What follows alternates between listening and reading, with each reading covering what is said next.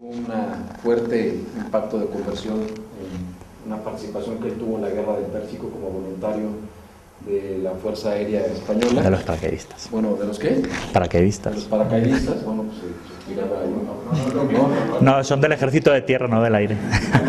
Bueno, y a partir de ahí pues inició un recorrido espiritual y apostólico que lo trajo a nuestra tierra, y luego un poco más adelante tuvo contacto con la Legión y con el movimiento, y a partir de ahí pues ha estado activamente participando a tiempo y a destiempo en lo que es la evangelización en nuestro país.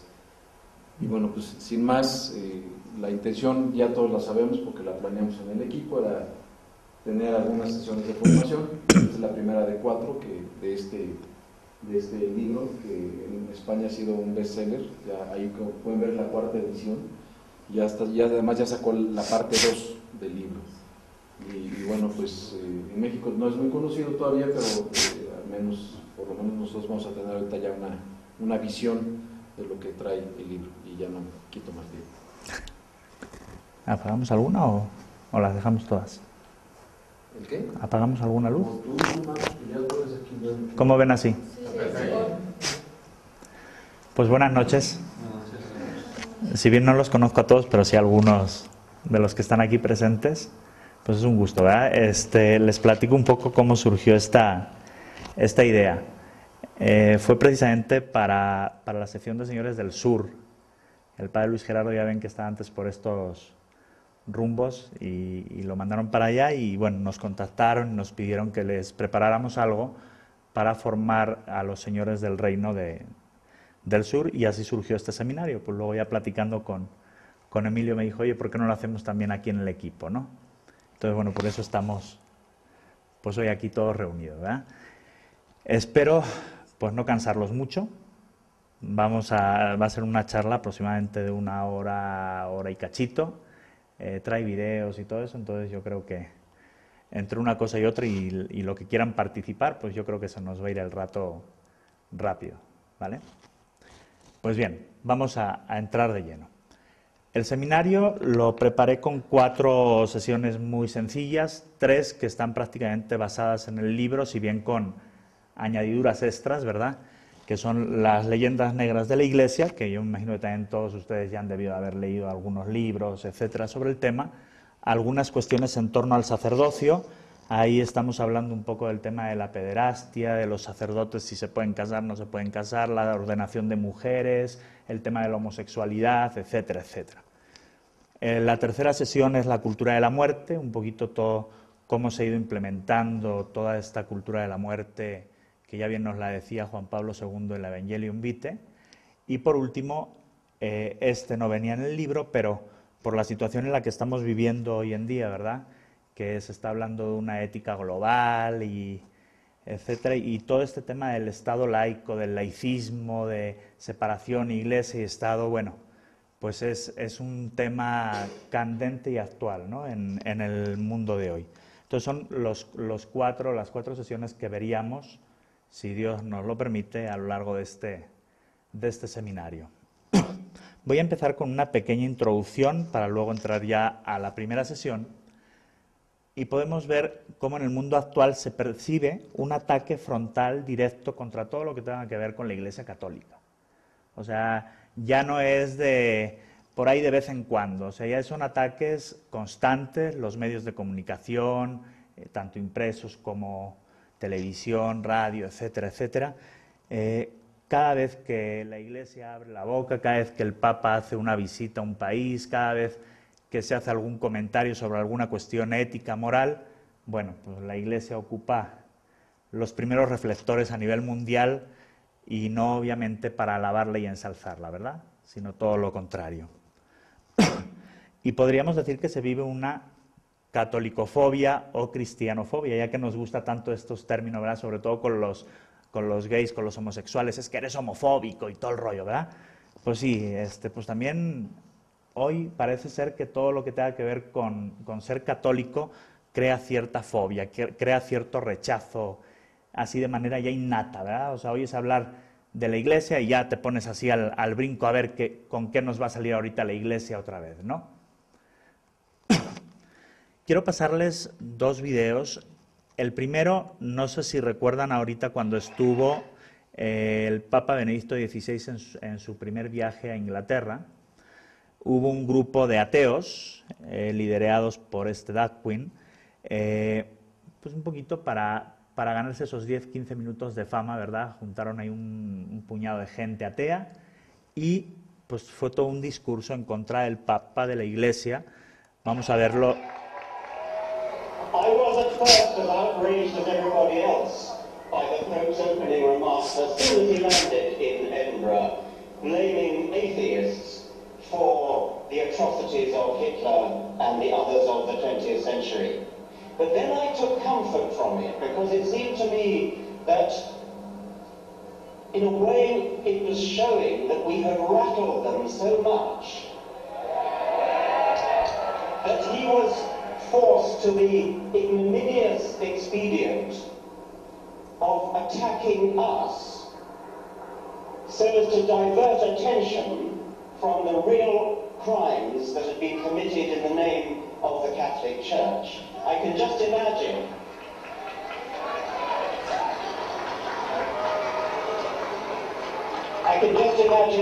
the discussions in the corridors of Vatican power. How are we going to distract them from buggering boys? And the answer came, why don't we attack secularists? Why don't we attack atheists? Why don't we blame them for Hitlerism? Adolf Hitler, was a Roman Catholic. He was baptized, he never renounced his baptism.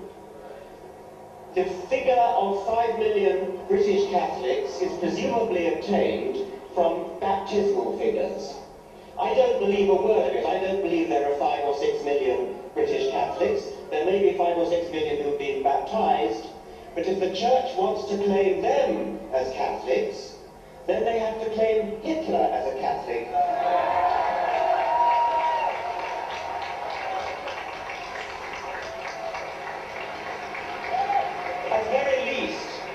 Hitler believed in a personified providence.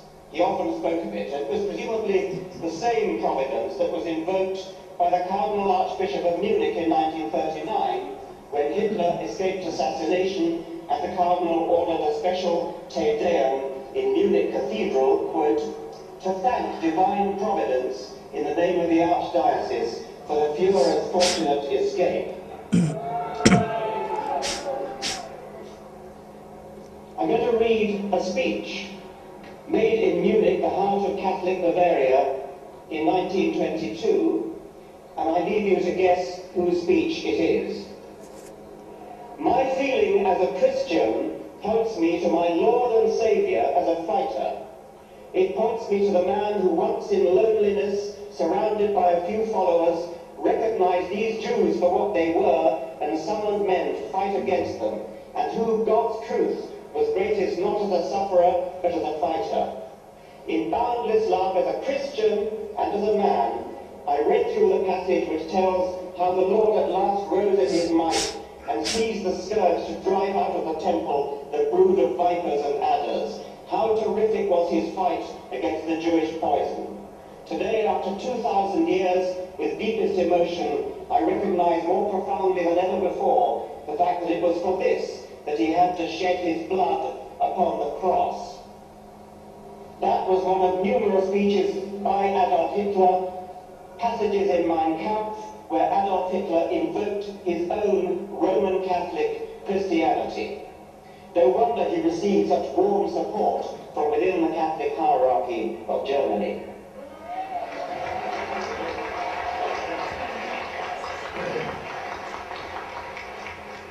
Even if Hitler had been an atheist, as Stalin more surely was, how dare Ratzinger suggest that atheism has any connection whatsoever with their horrific deeds?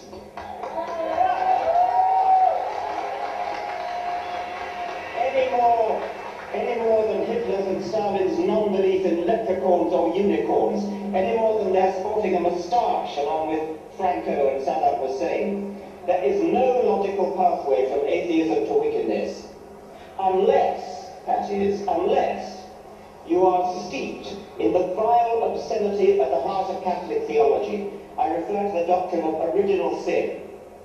These people believe, and they teach this to tiny children, at the same time as they teach them the terrifying falsehood of hell, that every baby is born in sin.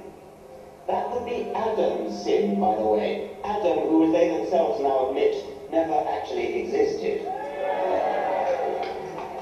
Original sin means that from the moment we are born, we are wicked, corrupt, damned, unless we believe in their God, or unless we fall for the carrot of heaven and the stick of hell. That, ladies and gentlemen, is a disgusting theory that leads them to presume that it was godlessness that made Hitler and Stalin the monsters that they were.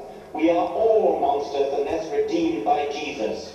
What a revolting, depraved, inhuman theory to base your life on.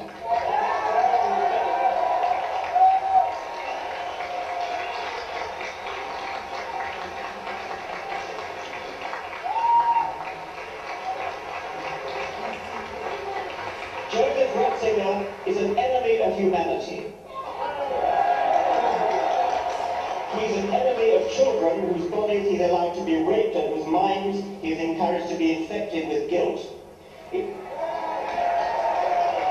It's embarrassingly clear that the Church is less concerned with saving child bodies from rapists than with saving priestly souls from hell, and most concerned with saving the long-term reputation of the Church itself. He's an enemy of gay people, bestowing on them the sort of bigotry that his church used to reserve for Jews before 1962.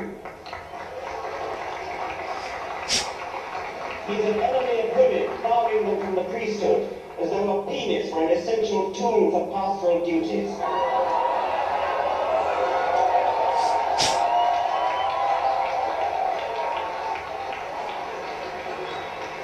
He's an enemy of truth, promoting barefaced lies about condoms not protecting against AIDS, especially in Africa.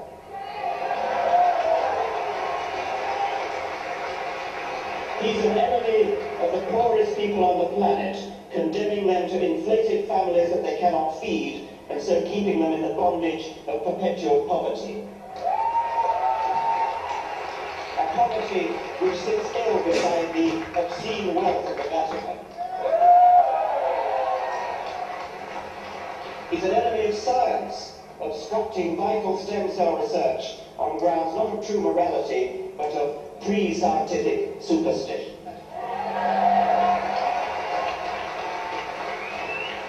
Ratzinger is even an enemy, he's even an enemy of the Queen's own church, arrogantly dissing Anglican orders as, quote, absolutely null and utterly void, while at the same time shamelessly trying to poach Anglican vicars to shore up his own pitifully declining priesthood.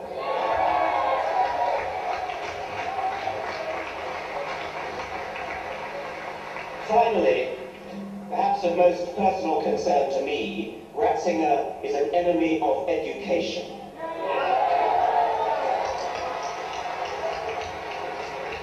Quite apart from the lifelong psychological damage caused by the guilt and fear that have made Catholic education infamous throughout the world, he and his church foster the educationally pernicious doctrine that evidence is a less reliable basis for belief than faith, tradition, revelation, and authority. His authority.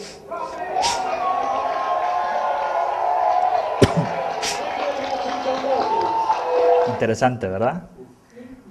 Si se fijan hacia dónde están encaminados todos los ataques, hacia la esencia misma, ¿no? Hacia la moral de la Iglesia.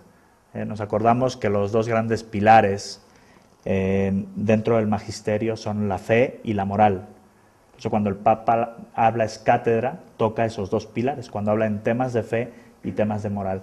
Y si se fijan aquí es un ataque constante a toda la moral de la Iglesia. Y es muy curioso porque quien lo hace, pues no son católicos, ¿verdad? O sea, si fueran católicos, si conocieran la fe, la moral, pues dices tú, bueno, pues a lo mejor tienen una manera de verla desde otro punto de vista, pero qué curioso que los ataques, o sea, para decirle cómo tiene que dirigirse la Iglesia, cómo tiene que ser la moral de la Iglesia, nos la haga gente que no es apegada ni cercana a la Iglesia, sino todo lo contrario, ¿verdad? Quise añadir, este dura 2 minutitos, este se los puse hace media hora antes de llegar para aquí, incrusté este video, porque acaba de visitar el Papa a España, ¿verdad? Y en Barcelona, pues también tuvo una calurosa bienvenida por parte de los catalanes. Veamos algunas de las imágenes.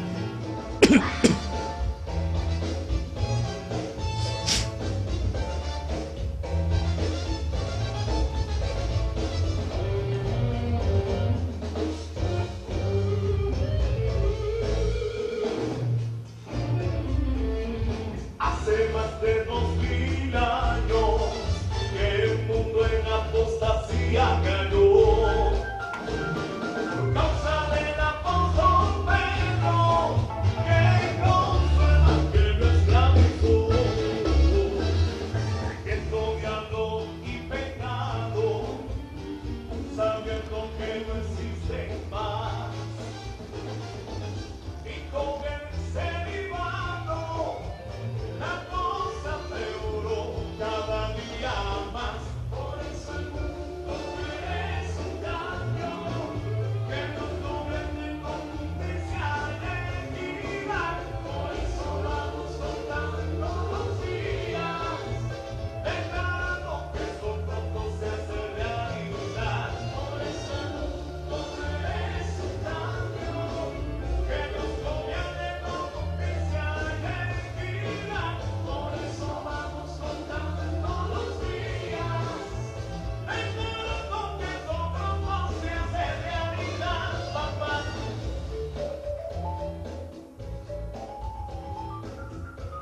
Camina bendecido.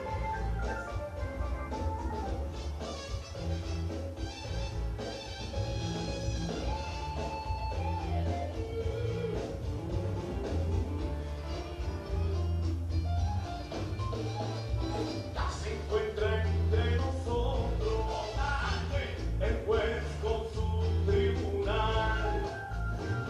Él ha dictado su sentencia y pronto, pero muy pronto se transformará. Por eso el mundo merece un cambio, que nos gobierne con justicia y equidad. Por eso vamos contando los días, declarando que eso pronto se hace realidad. Yo creo que ya le puedo parar, porque toda la canción es con estas imágenes, pero bueno, esto es lo más reciente, acaba de pasar este fin de semana, ¿verdad? Entonces es una realidad. Cuando se habla de ataques a la Iglesia, pues no es que andemos nosotros ahí pues queriendo ver moros con tranchetes por donde no lo hay, ¿no? O sea, el ataque es real, o sea, hay un ataque frontal contra todo lo que tiene que ver con la Iglesia católica. A lo largo de este seminario se irán analizando diferentes ataques con la finalidad de adquirir algunas herramientas que nos permitan un poquito, pues como nos decía esa primera carta de Pedro, poder dar razón de nuestra esperanza a todo aquel que nos lo pida, ¿no?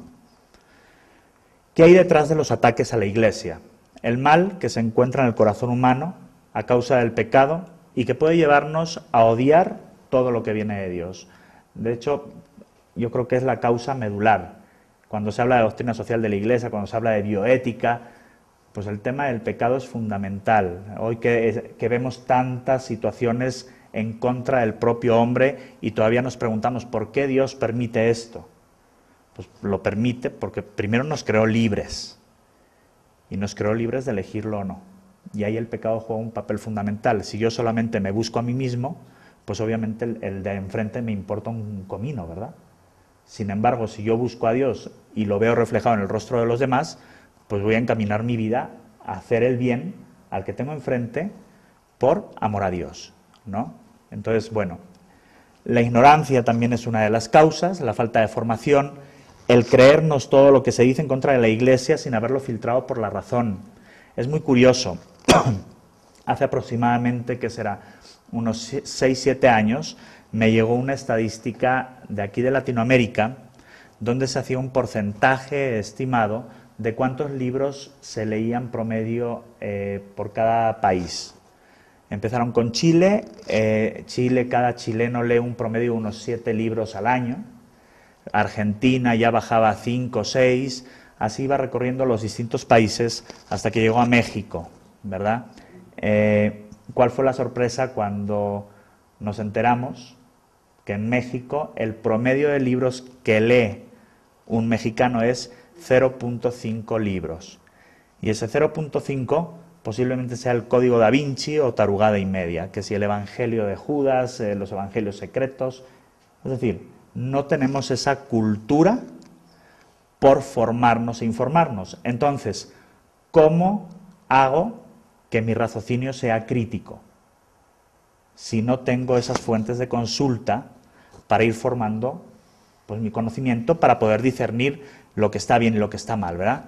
Pues lo hacen los medios de comunicación. Y por eso, como salió en el noticiero tal, y lo dijo López Dóriga, o lo dijo Alatorre, o lo dijo el que pues, se nos ocurra, pues ya es palabra de Dios, ¿no? Y ya nos comemos todo eso sin filtrarlo.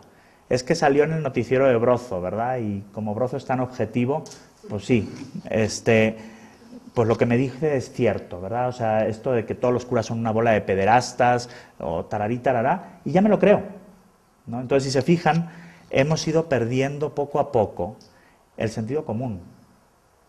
Yo creo que estamos en una crisis de sentido común, donde ya no somos capaces de ver enfrente nuestro lo que está bien y lo que está mal, y saber discernir por lo que está bien, obviamente, ¿verdad? Este es una entrevista muy, muy chistosa, bueno, vamos a escucharlo. Ay, sí me gusta. A ver, ¿qué nos contáis? ¿Qué nos traéis?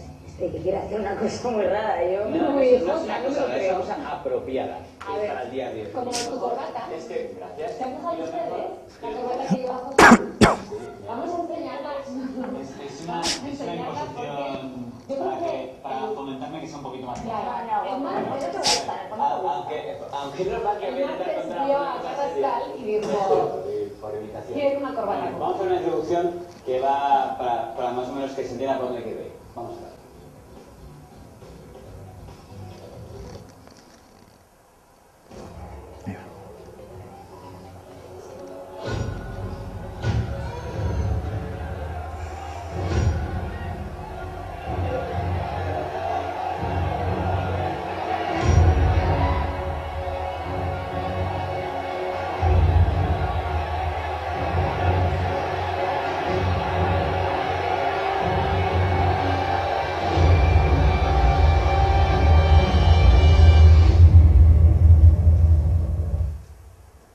Esto para dar que pensar. Luego, si da tiempo, pongo el resto y se entenderá por qué he puesto este vídeo. Vale, pero no sé, explícanos qué tratas de decir poniendo eso.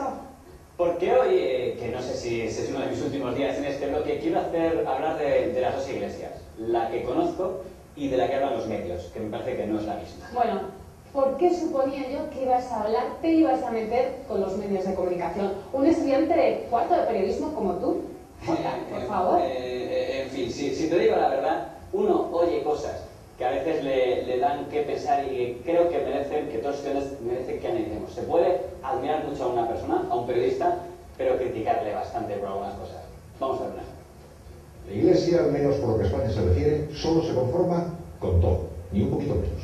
No le ha sido suficiente la generosidad económica del Estado, ni sus gestos de aproximación, sus gestos de respeto. La Iglesia española siempre ha considerado este país como su cortijo, y la Iglesia en Roma también. Solo nos es permitida la adhesión inquebrantable. Esa es la fatalidad que nos acompaña. Vaya, así que la Iglesia lo quiere todo, como en el anuncio. Bueno, es sorprendente que para tener tanto poder, la Iglesia no ha impedido que se aprueben leyes que van radicalmente en contra de su doctrina. Hombre, no sé, pero sí que se ha puesto, ¿no? Ha criticado esas leyes. Claro, pero yo pensaba que si hay una ley que no te gusta, se puede decir que no te gusta, que es lo que ha hecho la Iglesia, que decir esa ley no me gusta. Lo curioso es que según el razonamiento que plantea el periodista, criticar una ley es sinónimo de querer dominar. Es como el tema de saber lo que es la conferencia episcopal, que es otro tema que también quiero tratar. Es un consejo que forman todos los obispos de España. Sí, bueno, eso es lo que pensaría cualquier persona, eso es lo que yo pensaba, hasta que oí al citado comunicador decir lo que era para él la conferencia episcopal. Así pues, la organización política Conferencia Episcopal Española, CEE, que prepara estos días su congreso, ha dado a conocer hoy su programa electoral para las próximas elecciones legislativas. No obstante, se descarta que vaya a presentar listas propias. En todo caso, son muchos los analistas que consideran contradictorio que un partido actúe permanentemente en todos los escenarios de la batalla política y no lo haga, sin embargo, donde esa actividad se sustancia, que es en las urnas. Así todo, el partido Conferencia Episcopal Española, CEE, sí hará campaña, que está anunciados mítines en muchos púlpitos de España. Así que la Conferencia Episcopal es una formación política. Oli, nunca te acostarás sin saber una cosa más. Sí, lo más divertido es esa ironía que dice, porque dice, encontramos raro que si opinan sobre todo, no se presenten a las urnas. Ha dicho eso, ¿no? Eso ha dicho, sí, eso ha dicho. Si no te presentas a las elecciones, no tienes derecho a opinar. Vale, ¿don Iñaki Gabilondo se presenta a las elecciones? Creo que no. Pero él sí opina sobre todo, ¿no? Sí, más bien sí. Vale, quería dejar clara esta gran coherencia en el citado comunicador. Un ejemplo de una cosa que me molesta un poquito más que la incoherencia. Quiero escuchar una desafortunada declaración que dio mucho que hablar de Monseñor Cañizares. La obligación se ha hecho estos últimos días, pero no es comparable lo que está ocurriendo con el aborto, más de 40 millones de seres humanos destruidos. No es comparable, no es comparable, no es comparable lo que haya podido ocurrir en Irlanda en unos cuantos colegios, aunque ciertamente es totalmente desechable y condenable esas conductas de las cuales tenemos que pedir perdón. Ha sido muy breve. Y sobre un tema muy peligroso, como es muy sensible, como es el tema del aborto y de la pederastia. ¿Cuál ha sido la frase que ha dicho Monseñor Cañizares? ¿Qué ha dicho? ¿Tú me entiendes? Que ambas cosas no son comparables. No es comparable. A ver si solo me lo parecía a mí, o a ver si solo me lo parece a mí, o el señor Gabilondo hace un entrecomillado que no coincide del todo con lo que dijo. La Iglesia ha asomado hoy por varias esquinas para aportar un poco de confusión en asuntos muy delicados.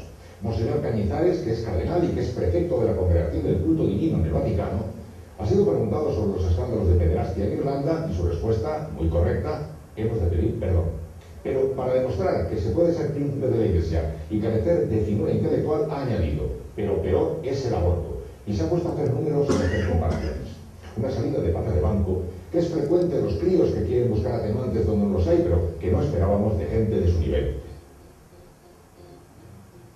Yo no digo nada, pero vamos a ver si podemos ver en un tablón las dos frases, ¿eh? No sé si nos lo pueden poner los compañeros, las dos frases, la que se ha dicho y la que se ha comentado. Bueno, ahí lo tenemos. El señor Cañizares dijo textualmente, no es comparable el tema del aborto. Y el señor Gabilondo ha dicho que dijo, peor es el aborto, y hizo comparaciones. Luego, o me lo parece a mí, o tú qué opinas, Bárbara. Pues no es exactamente lo mismo, ¿no?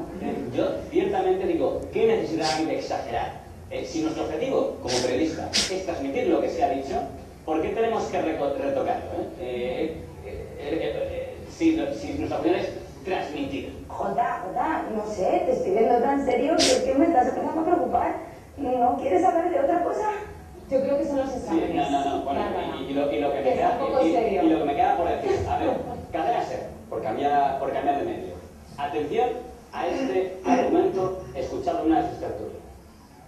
Es muy interesante porque va justo en contra de lo que dijo Jacobo Varela. Es decir, el extracto de esa sentencia dice que la exposición de símbolos en un espacio público, en este caso crucifijos en colegio, atenta contra la libertad de los chavales. Todo esto está muy bien aquí en una mesa de debate, pero es que el problema es que el sentido común a veces nos los quiere imponer.